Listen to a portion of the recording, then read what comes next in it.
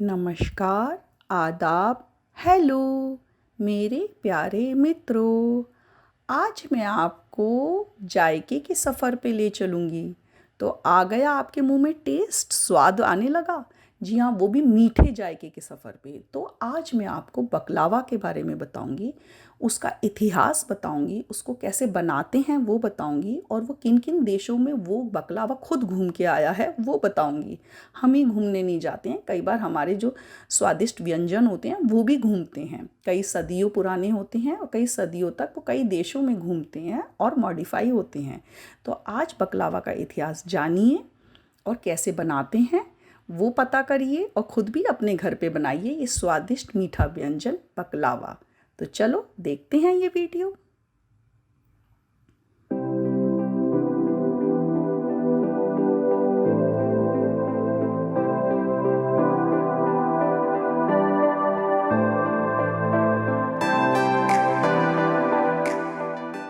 जैसा कि मैंने आपको बताया कि आज मैं आपको जायके के सफ़र पे ले जाऊंगी, तो कुछ आप मैप देख के समझ ही गए होंगे कि पर्शियन तरफ मैं जायके के सफ़र पे ले जाऊंगी। और आज मैं आपको बताऊंगी बकलावा। बकलावा जो आपने खाया होगा या सुना होगा, बहुत ही प्रसिद्ध मिडिल ईस्टर्न या कह सकते हैं पर्शियन कुज़ीन है। मतलब डेज़र्ट है, मिठाई है, जिसके ऊपर काफ़ी विवाद भी हैं। जैसे कि काफ़ी देशों का ये मानना है कि बकलावा उनके देश से ओरिजिनेट हुआ था, वहाँ से निकला था, उन्होंने बकलावा की रेसिपी बताई थी। बकलावा जो कि एक टर्किश रेसिपी भी मानी जाती है, पर ग्रीक लोगों का मानना है कि ये उनकी रेसिपी है। तो इसके ऊपर काफ़ी विवाद भी है। तो चलिए पहले मैं आपको सिखाती हूँ कि बकलावा कैसे बनाती हैं। तो जैसे कि पिस्ताशियोस, पिस्ता और बादाम ले लीजिए, और शुगर लीजिए, क्योंकि फॉर शुगर सिरप बनाना है। आपने देखा होगा वो मीठा शुगर सिरप में डूबा हुआ होता है। और रोज़ वाटर बहुत ज़रूरी है। आप गुलाब जल ले लीजिए, और हनी भी बहुत ज़रूरी है, ऊपर से हनी ड्रिज़ल करते हैं। और सबसे ज़रूरी चीज़ जो बकलावा की लेयर्स होती हैं वो हम फिलो शीट्स से बनाएंगे। फिलो शीट्स बहुत ही पतली फ्लोर की यानी मैदा की शीट्स होती हैं जो रेडीमेड मार्केट में मिलती हैं। वही यूनिक वो देती हैं क्रिस्पीनेस, एंड जो आपके माउथ में मेल्ट हो जाती है। और बटर काफ़ी सारा चाहिए, क्योंकि बटर की लेयरिंग और ड्राई फ्रूट्स की लेयरिंग बकलावा का इम्पॉर्टेंट पार्ट है। तो जैसे कि मैं आपको बता रही हूँ, काफ़ी विवादित ये वो है, फूड है। इसका डेज़र्ट के ऊपर काफ़ी विवाद होते हैं। काफ़ी कंट्रीज़ कहती हैं हमारा है, ये हमारा है। तो आप समझ ही गए होंगे कि काफ़ी टेस्टी डिश होगी, जिस वजह से काफ़ी विवाद उठ रहे हैं। और इवन जो काफ़ी बड़े इतिहासकार हैं वो भी नहीं समझ पाए कि ये कहाँ की डिश है। अब हम देखिए, आप देख रहे होंगे कि जैसे कि हम अब ड्राई फ्रूट्स को कोर्सली क्रश कर लेंगे, मतलब बहुत थोड़ा मोटा मोटा क्रश करेंगे, बहुत पतला मत करिए वरना उसका वो क्रंचीनेस चला जाएगा। अब पीछे देखिए, हम आपको इस्तांबुल की गलियों में ले जा रहे हैं। वहाँ पर इस्तांबुल में बकलावा बड़े ही अनोखे और यूनिक ढंग से बनता है। उधर का स्वाद अलग ही है। जैसे कि वहाँ पर पिस्ताचियोज़ भी काफ़ी उगते हैं उस रीजन में, तो फिर वो पिस्ता का जो एक अलग ही वो आता है स्वाद, वो अलग ही मिलता है। तो इन गलियों में आप देख रहे होंगे काफ़ी सारे रेस्टोरेंट्स हैं। वहाँ का खाना पीना भी काफ़ी अच्छा है। पुरानी कला और ऐतिहासिक काल से काफ़ी प्रसिद्ध है ये जगह। तो वहाँ के खाना पीना में बकलावा काफ़ी ख़ास है। वो अपनी शान मानते हैं बकलावा को, लेकिन पर ग्रीस लोगों का मानना है बकलावा उन्होंने बनाया है। तो चलिए अब मैं लेयरिंग स्टार्ट करती हूँ। मैं साथ साथ में आपको घुमाती भी रहूँगी, तो आप ये वीडियो देखते रहिए। और इंग्रेडिएंट्स मैं अपने डिस्क्रिप्शन में लिख दूँगी। अब मैंने बटर लगा दिया है बेकिंग टिन में। हम बकलावा को बेक करते हैं। तो सबसे पहले तो आप बेकिंग टिन में, आप जितना फ्लैट बेकिंग टिन लेंगे उतना अच्छा है। अभी मेरे पास यही था, और मैं जब घूम के आई थी तो काफ़ी जोश में मेरे को लगा टर्की की यादों को ताज़ा करने के लिए, टर्की और ग्रीस दोनों ही घुमाए, तो चलो बकलावा बनाते हैं। तो क्योंकि मैं मानती हूँ कि जहाँ हम घूमने जाते हैं वहाँ की डिशेज़ या वहाँ की कोई कला अगर हम अपने अंदर सीख सकें, या वहाँ जैसे मैं फूड टूर पे जाती हूँ तो वहाँ लोगों से बात करके जो मैं सीखती हूँ वो मैं घर पे आकर ज़रूर कोशिश करती हूँ उन चीज़ों को बनाने की। तो अब ये मैंने जो शीट ली है, जो फिलो शीट बोला जाता है, वो उसको मैंने स्प्रेड कर दिया। उस पर अच्छे से आप बटर लगाइए सब जगह, क्योंकि बटर से ही वो अच्छे से क्रिस्पी बनेगी, अंदर तक सिकेगी, क्योंकि ये लेयर्ड डिश है। एक के ऊपर एक लेयर्स बनाई जाएंगी, तो आपको बटर हर लेयर पे लगाना है, और काफ़ी ज़्यादा लगाना है। बटर लगाने में कंजूसी मत करिए, क्योंकि जब आप बटर लगाएंगे तो इसके अंदर वो अच्छे से सीखेगा। अगर आप बटर नहीं लगाएंगे वो सूखा सूखा रहेगा और आपके मुंह में वो क्रिस्पीनेस चुभेगा। अब इस पे आप नट्स की अच्छे से लेयर बिछा दीजिए। वैसे तो इसमें पिस्ता बादाम काफ़ी फेमस है, कुछ लोग वॉलनट्स भी यूज़ करते हैं, हेज़लनट भी यूज़ करते हैं, तो आप अपने मनपसंद वो भी कर सकते हैं। लेबनन के लोग इसमें पाइन नट्स भी यूज़ करते हैं। जैसे कि ये काफ़ी कंट्रीज़ लोग ये दावा करते हैं डिश का, तो काफ़ी जगह का ये नेशनल डेज़र्ट है बकलावा। अब इस पर मैं लेयर्स पे लेयर्स लगाती जाऊंगी और इस पर बटर स्प्रेड करती जाऊंगी। तो जैसे कि सबसे पहले ये माना जाता है, ये 8वीं शताब्दी मतलब 8th BC में, ये मेसोपोटामिया में इसका मतलब लोग उधर के लोग इसे खाते थे। और ग्रीक सेलर्स जो थे वो वहाँ मेसोपोटामिया जाते थे और वहाँ से व्यापार जब करते थे तो ये डेजर्ट का उन्हें पता चला। पर उस टाइम डेजर्ट की जो लेयर होती थी फिलो शीट्स, वो मोटी होती थी, पर ग्रीक लोगों ने उसे पतला किया अपनी टेक्निक से और एकदम पतला किया। इवन ये फिलो वर्ड भी ग्रीक वर्ड है जिसका मतलब होता है लीफ, पत्ता। तो जैसे कि ये फिलो वर्ड ग्रीक है, तो ग्रीक लोगों का ये मानना है कि ये हमारी डिश है। लेकिन मेसोपोटामिया मतलब जो इलाका अभी प्रेजेंट में इराक है, सीरिया है, ईरान है, टर्की है, वो जो मॉडर्न वर्ल्ड में वो एरिया वो है, तो उस एरिया के लोगों में ये पहले बनाते थे। ग्रीक लोगों ने शायद इसे थोड़ा मॉडिफाई किया है, लेकिन पर काफ़ी हिस्टोरिक लोग इसका प्रूफ नहीं ढूंढ पाए कि असली डिश ये कहाँ की है। इस रीजन में ये डिश काफ़ी फेमस है, जैसे कि बल्कान्स, जो मेडिटेरियन रीजन है, जो ईस्टर्न मेडिटेरियन है, मतलब पूर्वी तरफ का, जैसे ग्रीस वगैरह है, और बाल्कान्स, इवन अजरबैजान और अर्मेनिया का भी ये मानना है ये इनकी डिश है। तो देखिए आपने, मैं ये लेयर्स लगाती जा रही हूँ और इसके ऊपर ड्राई फ्रूट्स बिछाती जा रही हूँ। ड्राई फ्रूट्स भी आप दिल खोल के लगाइए और ये जो बटर है वो भी दिल खोल के लगाइए, क्योंकि उसी से क्रंचीनेस आएगी और टेस्ट आएगा। और शीट्स बहुत पतली होनी चाहिए, उसकी स्पेशल टेक्निक होती है बनाने की। आजकल बाज़ार में रेडीमेड शीट्स मिलती हैं, तो इसलिए इसको बनाना आसान हो जाता है। तो जैसे जब मैं फूड टूर पे गई थी इस्तांबुल में, मैं वहाँ इनवाइटेड थी फूड टूर पे, तो वहाँ के शेफ़्स ने मुझे ये बनाना सिखाया। तो उनके तो स्पेशल बहुत बड़े बड़े पैन्स होते हैं जिसमें वो 100 लेयर्स की भी बनाते हैं, मतलब एक के ऊपर इतनी सारी लेयर्स करते हैं। बहुत ही ख़ानदानी जो शॉप्स होती हैं वो फेमस शॉप्स होती हैं, जैसे वहाँ हाफिज़ मुस्ताफ़ा बहुत ही फेमस शॉप है। अगर आप इस्तांबुल जाएँ तो वहाँ पर ज़रूर खाइए बकलावा। तो वो लोग ने बताया कि वो लोग कैसे इसको बनाते हैं। बस मैंने उसका छोटा रूप करके अपने घर में जो भी सामान था और कुछ बाज़ार से लाके वो बनाने की कोशिश करी, ये सोच के कि जैसे कि हम घूमने गए हैं तो क्या हम कुछ नया सीख पाए हैं या नहीं सीख पाए हैं। तो अब ये मेरी लेयरिंग होती जा रही है। लेयर आपको फिर लास्ट में पूरी कवर कर देनी है और अच्छे से बटर से उसको साइड में और ऊपर से लगा देना है।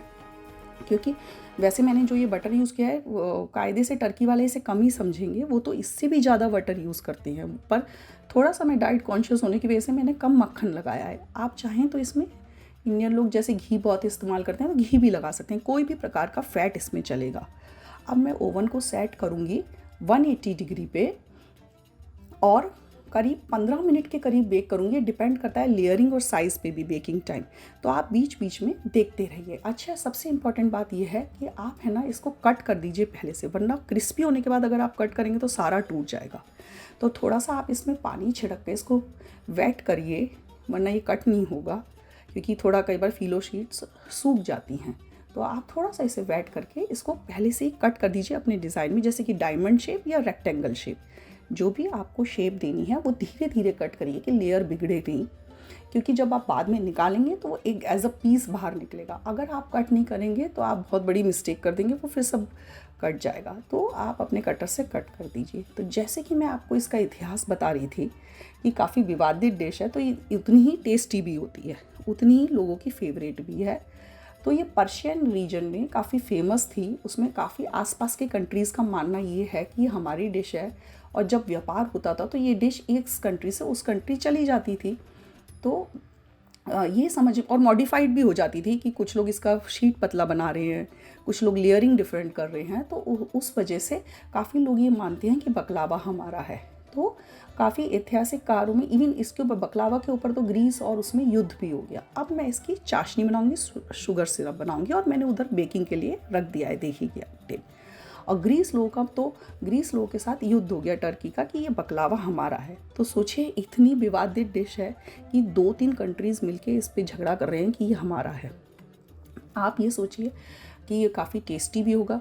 जब काफ़ी लोग इस पे वो चर्चा कर रहे हैं, इवन ऐतिहासिक तो कंफ्यूज भी हो गए हैं कि इस इतिहास में कहाँ की डिश है ये, क्योंकि वो रीजन्स आपस में काफ़ी मिले जुले थे। जो मिडिल ईस्ट था, वो कंट्रीज़ आपस में बहुत ज़्यादा इनका व्यापार होता था, एक दूसरे के यहाँ आना जाना होता था, एक दूसरे के ऊपर वो भी होता था। ये समझ में ही नहीं आ रहा कि ये डिश कहाँ की है, पर ये डिश होती बहुत स्वादिष्ट है। इवन अजरबैजान और अर्मेनिया में भी बड़ी स्पेशल टाइप के बकलावा मिलते हैं।